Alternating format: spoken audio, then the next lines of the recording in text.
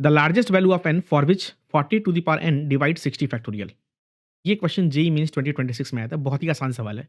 हमें ये पता करना है कि n की मैक्सिमम पॉसिबल वैल्यूज़ क्या होंगी जो 60 फैक्टोरियल को डिवाइड कर दे। मतलब such that 40 to the power n जो है तुम्हारा 60 फैक्टोरियल को डिवाइड कर दे। तो भाई हमें ये देखना पड़ेगा कि भाई 40 टू द पावर n में किस तरह के प्राइम है, मतलब 40 के अंदर किस तरह के प्राइम नंबर्स हैं। अगर 40 को देखोगे तो बेसिकली ये 2 की पावर 3 और इंटू 5 की पावर 1। तो जो 40 बनेगा वो बेसिकली 2 की पावर 3 से बनेगा और 5 की पावर 1 से बनेगा। मतलब एक 40 को बनाने के लिए हमें 5 की पावर 1 चाहिए और 2 की पावर 3 चाहिए, तब जाके एक 40 बनेगा। तो मैं एक बार काम करता हूँ, मैं ये देखता हूँ कि भाई 60 फैक्टोरियल में कितने 2s पड़े हैं और कितने 5s पड़े हैं, राइट? तो सबने पढ़ा होगा how to find exponent of 2 और how to find exponent of 5 in any factorial, right? De Polignac relation बोलते हैं उसको, सबने बाइनोमियल थ्योरम में पढ़ रखा है। तो अगर मैं ये पूछूँ कि भाई एक्सपोनेंट ऑफ 2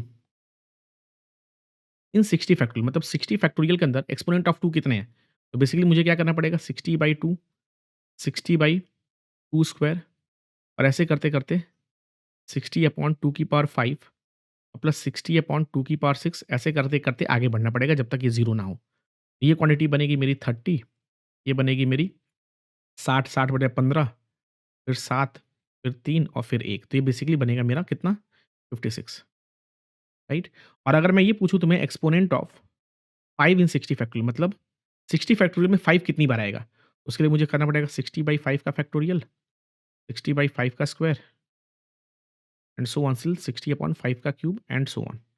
भाई ये क्वांटिटी अगर तुम कैलकुलेट करोगे ना तो ये 12 प्लस 2 ये 14 आएगा। मतलब अगर मैं 60 फैक्टोरियल लिखने की कोशिश करूँगा, तो उसके अंदर मेरे को 2 की पावर में टोटल 56 मिलेगा। मतलब 2 की पावर जो होगी वो 56 होगा और 5 की पावर में 14 मिलेगा और आगे बहुत सारे प्राइम नंबर मिलेंगे, राइट? तो कहने का ये मतलब है 60 फैक्टोरियल के अंदर मेरे पास 5 का टोटल पावर 14 है और 2 का जो टोटल पावर है वो 56 है।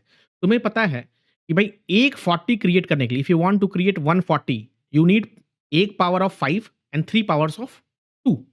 तो भाई हमारे पास 5 की कितनी पावर्स हैं?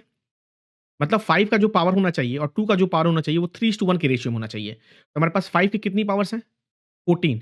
तो 14 का ट्रिपल कितना हुआ? 42। तो इसका मतलब मैं 2 में 42 पावर को यूज़ करूँगा और 5 में मैं 14 पावर को यूज़ करूँगा। तो टोटल तुम 14 टाइम्स 40 बना सकते हो। डिड यू गेट इट और नॉट? मतलब तुम इसको ऐसे लिख सकते हो 2 की पावर 42 लिख लो और 2 की पावर 14 बाहर लिख लेना और 5 की पावर 14 लिख लेना, राइट? और ये जो क्वांटिटी मिलेगी ये तुम ऐसे लिख सकते हो 2 की पावर 42 इंटू 5 की पावर 14 और ये आगे कुछ के मिलेगा, राइट ना? तो ये बेसिकली कितना बनेगा तुम्हारा ये 14, ये तुम्हारा जो है ये 40 की पावर 14 बन गया, राइट नॉट? राइट, है ना? तो इसका मतलब 60 फैक्टोरियल के अंदर मेरे पास 40 की 14 पावर है। मतलब मैं n कितना रख सकता हूँ? 14।